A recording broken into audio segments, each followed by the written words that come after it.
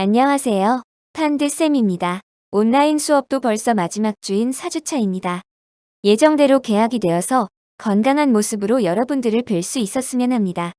이번 시간에는 역학과 에너지의 중단원인 힘과 운동을 다 나갔기에 교과서를 통해 정리해보는 시간을 갖도록 하겠습니다. 그동안 프린트 자료를 통해서만 진도를 나갔기 때문에 정의나 예시 부분에서 우리 교과서와 약간의 차이가 있는 부분을 비교하면서 교과서를 통해 복습하시기 바랍니다.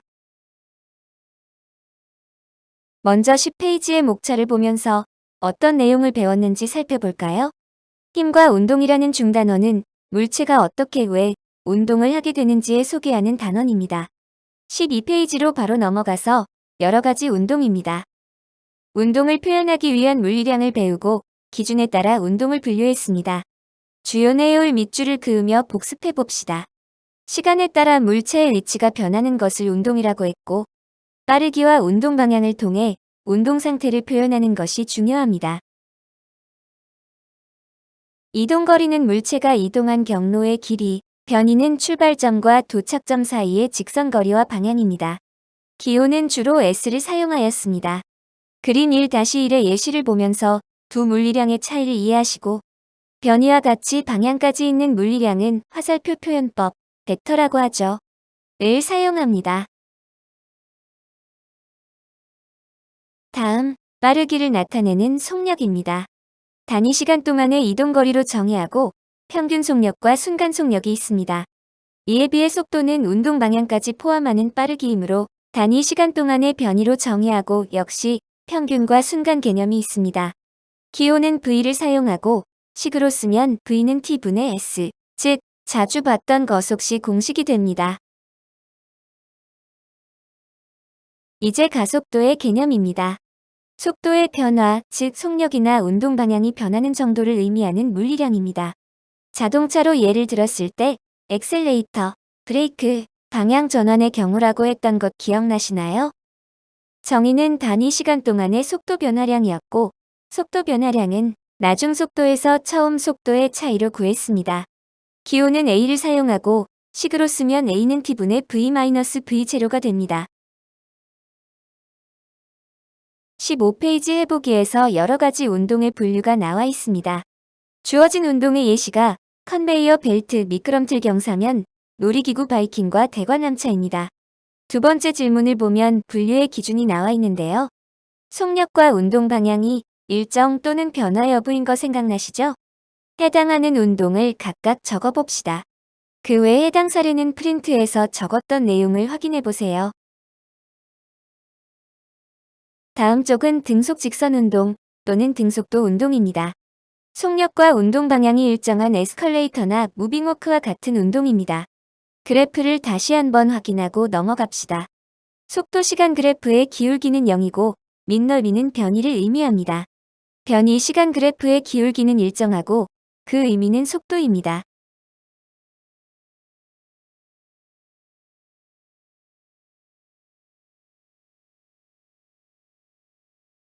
다음은 이 단원에서 가장 중요한 등가속 도직선 운동입니다.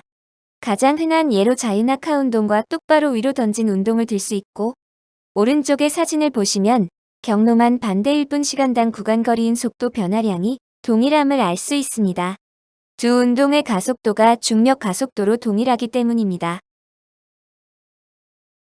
등가속도 직선 운동의 세 가지 공식을 잘 기억하고 있나요? 물리량 기호 5가지, 가속도 A, 처음 속도 V0, 나중 속도 V, 변이 S, 시간 T를 사용하였습니다. 첫 번째 나중 속도식은 V는 V0 플러스 AT입니다. 두 번째 변이식은 S는 V0T 플러스 2분의 1 AT 제곱입니다. 세 번째 시간 속어식은 V제곱 마이너스 V0의 제곱은 2AS입니다. 아래 세 종류의 그래프가 나와 있습니다. 기울기와 밑넓이의 의미를 확인해 보세요. 셋 중에서 가장 중요한 그래프는 물론 속도 시간 그래프입니다. 기울기와 밑넓이의 분석이 모두 의미 있기 때문입니다. 교과서에는 나와 있지 않지만 가속도가 음인 경우, 예를 들어 위로 던진 물체인 경우, 그래프가 어떻게 달라지는지 프린트 내용을 통해 복습하시기 바랍니다. 다음 장에 속력은 일정하고 운동 방향만 변하는 운동으로 등속원 운동이 나와 있습니다. 등속원 운동하는 물체의 운동 방향은 원궤도의 접선 방향이며 따라서 궤도를 따라 운동함에 따라 계속 운동 방향이 변합니다. 이렇게 운동하기 위해서는 원궤도의 중심 방향으로 당기는 힘인 구심력이 필요한데요. 등속원 운동에 대해서는 내년 물리학2에서 케플러의 법칙과 함께 더 자세히 배우게 됩니다. 마지막으로 속력과 운동 방향이 모두 변하는 그냥 가속도 운동입니다. 일상에서 볼 수 있는 대부분의 불규칙적인 운동이 모두 여기에 들어갑니다. 특별히 비스듬히 던진 운동인 포물선 운동에 대해서는 역시 물리학2에서 자세히 분석하게 됩니다. 18페이지에 있는 계산해보기를 같이 봅시다. 등가속 도직선 운동에서 처음 속도와 나중 속도가 있고 그 사이 변이가 제시되어 있을 때 가속도를 구하는 문제입니다. 시간이 제시되어 있지 않으므로 시간 속어식을 사용하는 것이 편리합니다. 2a 곱하기 20은 30의 제곱 마이너스 10의 제곱에서 가속도 a는 800을 20으로 나눈 40m/s 제곱이 됩니다. 스스로 확인하기에서는 세 번째 질문이 흥미롭네요. 뭐로 가도 서울만 가면 된다는 속담에 대해 이동거리와 변이의 개념을 적용하는 질문입니다. 만약에 우리가 부산에서 서울을 간다면 여러 가지 길로 갈 수 있는데 어떤 길로 가는지에 따라 이동거리가 조금씩 다를 수 있습니다. 그러나 출발점과 도착점이 동일하다면 예를 들어 부산역에서 서울역과 같이 말이죠. 어떤 길을 택했느냐와는 상관없이 변이는 동일하게 됩니다. 물리학에서 알짜거리에 해당하는 변이를 더 중요하게 생각하는 이유입니다. 이제 뉴턴의 운동법칙 내용으로 들어가 봅시다. 20페이지로 바로 넘어가면 힘의 합성과 알짜 힘의 개념이 나옵니다. 힘의 정의는 물체의 운동상태 변화 원인입니다.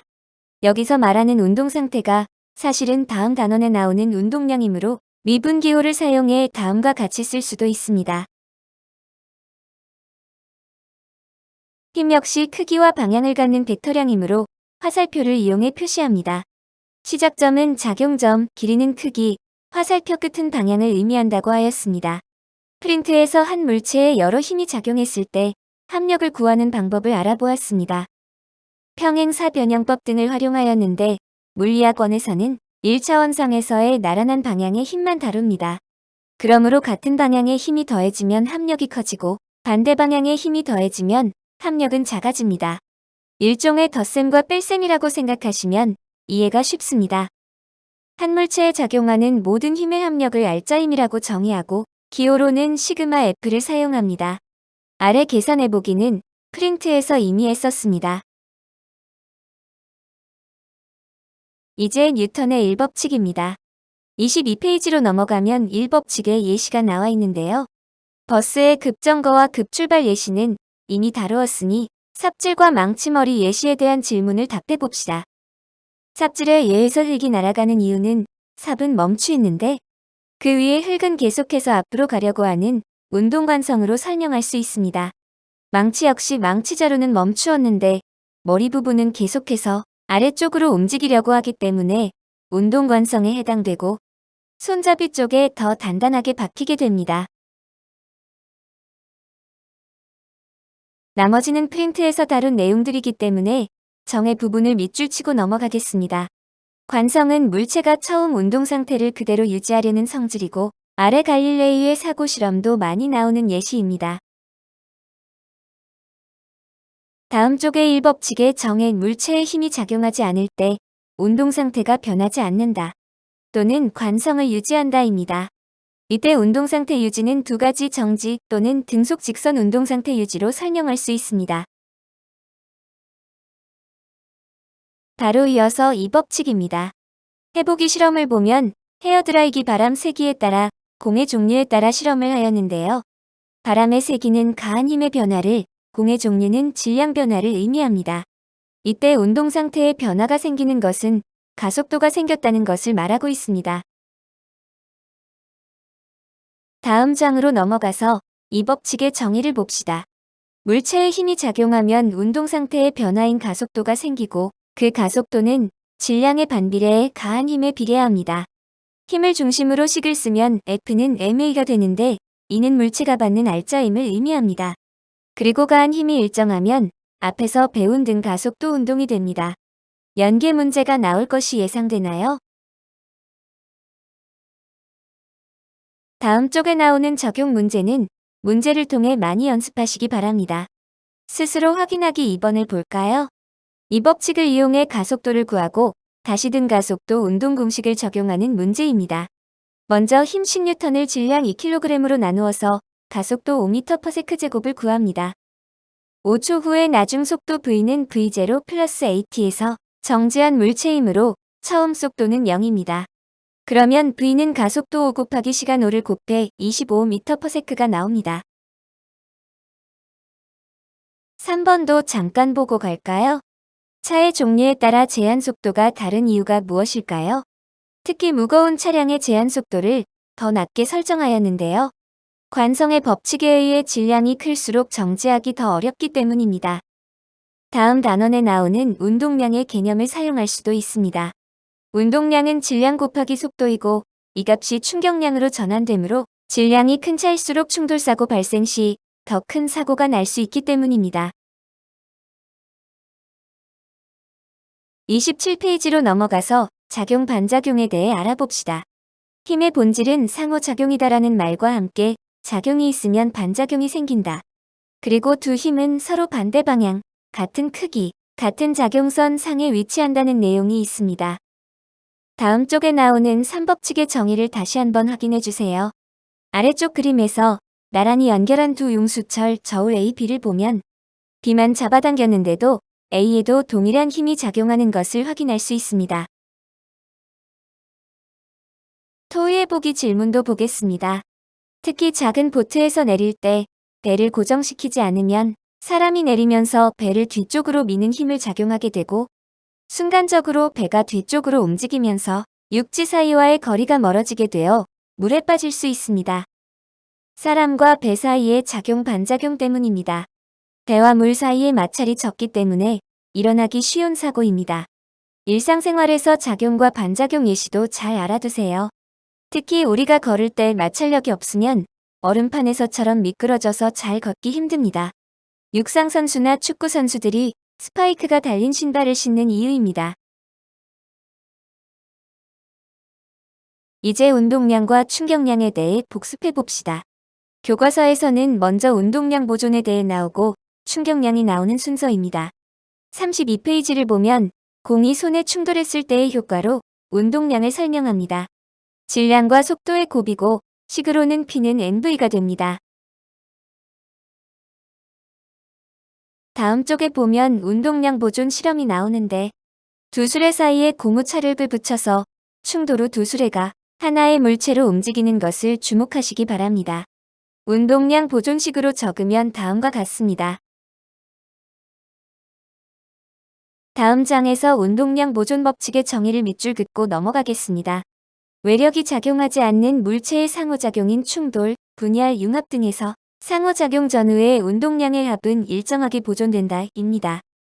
아래에 보면 순간적인 충돌 시인 분석이 어려울 경우 운동량 보존을 이용하는 것이 편리하다는 말이 나옵니다. 알짜 힘을 분석하는 방법 이외에도 운동량과 역학적 에너지 분석을 통한 방법이 있다는 의미입니다. 다음 쪽의 손바닥 밀치기의 예시는 프린트에서 다루었으므로 생략하겠습니다. 참고하세요.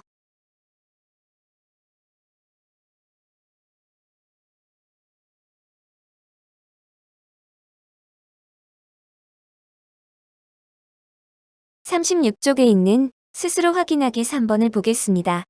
모양은 같고 질량이 다른 두 물체를 무중력 공간에서 어떻게 구분할 수 있을까요? 지구상에서는 당연히 무게를 달아보면 쉽게 알 수 있겠죠? 질량의 중력 가속도를 곱하면 무게가 됩니다. 이렇게 중력의 크기인 무게를 측정해 질량을 알아보는 방법을 중력 질량이라고 합니다. 무중력 공간에서는 중력이 없으니 질량을 비교하기 위해서는 관성을 이용해야 합니다. 관성은 질량에 비례한다. 이 내용을 배우셨던 거 생각나시나요? 두 물체의 관성을 비교하는 가장 쉬운 방법은 서로 충돌을 시키는 것입니다. 손바닥 밀치기와 같이 질량이 더 큰 물체가 더 느린 속도로 움직이게 되겠죠? 이렇게 관성을 이용해 질량을 알아보는 방법을 관성 질량이라고 합니다. 참고로 알아두세요. 마지막 소단원은 충격량과 운동량과의 관계입니다. 37페이지 아래쪽 생각 펼치기에 보면 무릎을 굽히면서 착지함으로써 충격을 줄이는 내용이 나와 있습니다. 흔히 낙법이라고 하는 동작도 몸이 지면에 닿는 시간을 증가시키는 방법에 해당합니다. 다음 장에 나오는 해보기 내용을 보면 두 번째 질문에서 길이가 다른 빨대에 비비탄을 넣고 같은 세기로 불어보는 실험이 있습니다. 빨대의 길이가 길수록 입김에 힘을 받는 시간이 길어져서 전체 충격량이 커지게 됩니다. 지난주 논술에서 나왔듯이 총신이 길수록 더 사거리가 길어지는 효과가 나오는 것이죠. 충격량의 정의를 다시 확인해 봅시다. 힘 F의 시간 델타 T를 곱했을 때 물체가 받는 물리량입니다. 그리고 충격량을 받으면 운동량이 변화합니다. 이 관계를 뉴턴의 이 법칙으로 증명했던 것 생각나시죠? 결과만 보면 I는 FT 그리고 델타 P는 mv-v0가입니다. 생활 속에서 운동량과 충격량 관련 예시를 두 가지 들었습니다. 하나는 힘이 일정한 상태에서 충돌 시간을 길게 하여 전체 충격량을 크게 하는 사례이고 주로 물체의 속도나 사거리를 증가시킬 때에 해당합니다. 라켓이나 방망이를 사용하는 스포츠에서 팔로스루나 스윙을 하는 이유라고 했습니다. 요새 해외에서 화제가 되고 있는 크보 야구의 빠던 배트플립도 어쩌면 충돌 시간을 증가시키는 사례이지 않을까요? 40페이지를 보면 충격량이 일정한 상태에서 충돌 시간을 증가시켜 물체가 받는 힘인 충격력을 감소시키는 사례가 나옵니다. 푹신한 쿠션 등을 이용한 충격 흡수 장치들이 거의 이 원리에 해당되는 사례입니다. 41페이지에 나오는 1-31의 힘, 시간 그래프 두 종류의 비교는 거의 매 시험마다 나오는 그래프이니 꼭 알아두세요. 주로 보기로 묻는 내용은 충격량이 같을 때 밑넓이가 동일하다. 어느 쪽이 바닥이고 방석에 해당하는 그래프인가. 힘을 더 크게 받는 상황은 어느 그래프인가 등등입니다. 아래에 나오는 해보기의 예시들이 모두 다 충격력을 감소시키는 장치들의 예시입니다. 그냥 충돌할 때에 비해 상대적으로 힘시간 그래프가 넓게 퍼진 그래프에 해당되겠죠. 교과서 본문의 내용 정리는 이 정도로 마치겠습니다. 마지막으로 44, 45페이지를 보면 중단원 마무리 문제가 있습니다. 대부분의 문제가 프린트 자료나 온라인 클래스 문제를 통해 한 번 정도 접해본 문제입니다. 복습 차원에서 풀어보시기 바랍니다. 교과서 뒷편에 답과 풀이가 있습니다. 다음 진도는 2단원의 에너지 파트이고 그중 맨 처음 부분이 중학교 때 배웠던 역학적 에너지와 그 보존입니다. 운동 에너지와 위치 에너지를 기억하시겠죠? 등교 개학 수업 시간에 만날 수 있기를 바라겠습니다. 감사합니다.